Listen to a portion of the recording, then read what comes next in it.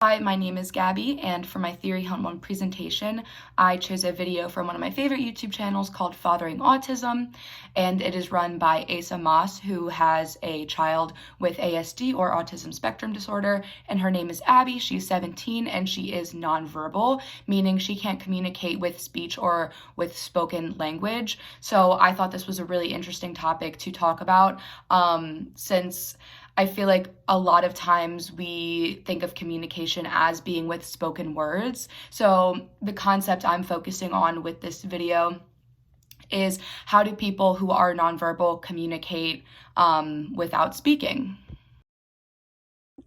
So in the video, Abby and Asa, her dad, are sitting at the kitchen table right after they've eaten dinner, and with using an application on her tablet, Abby presses buttons that read out the word car ride, Dunkin', and she repeatedly presses those, signifying that she wants to go to Dunkin' Donuts and get a donut. And after she presses it, she looks up at her dad, kind of like, can we go, can we go? And Asa tells her, no, we just had dinner. You don't need a donut, and I don't want coffee, so we're not gonna go for a car ride right now. And Abby kind of giggles and presses it over and over again. And finally, Asa gets a little bit more firm. He's like, no, we're not going to Dunkin'. And Abby gets up, she turns off the light and goes and sits on the couch. Kind of from a viewer standpoint, I get the idea that she's like, okay, Dad, and kind of gives up the fight with asking him to go to Dunkin'.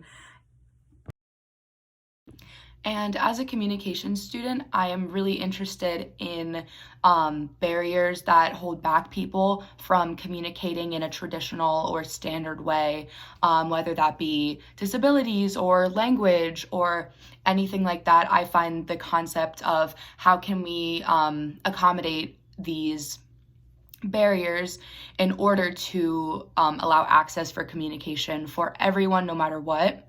And I think this conversation that they had was very meaningful. It was relational. It had every element of a communicative conversation. Even though Abby couldn't use spoken language to communicate her feelings, we still understood that she really wanted to go to Dunkin', and she understood from her father when he kind of got a little bit more firm, like, okay, I'll go sit down and I get it. We're not going to Dunkin'. And just a couple concluding thoughts. I think it's really important that we keep researching and developing new ways for people to communicate and to combat these barriers of communication. And I think what we saw from the video is Abby's tablet with her application that reads off words that she can choose from and pick from is a really effective way of communicating. So yeah, thank you for listening to my presentation.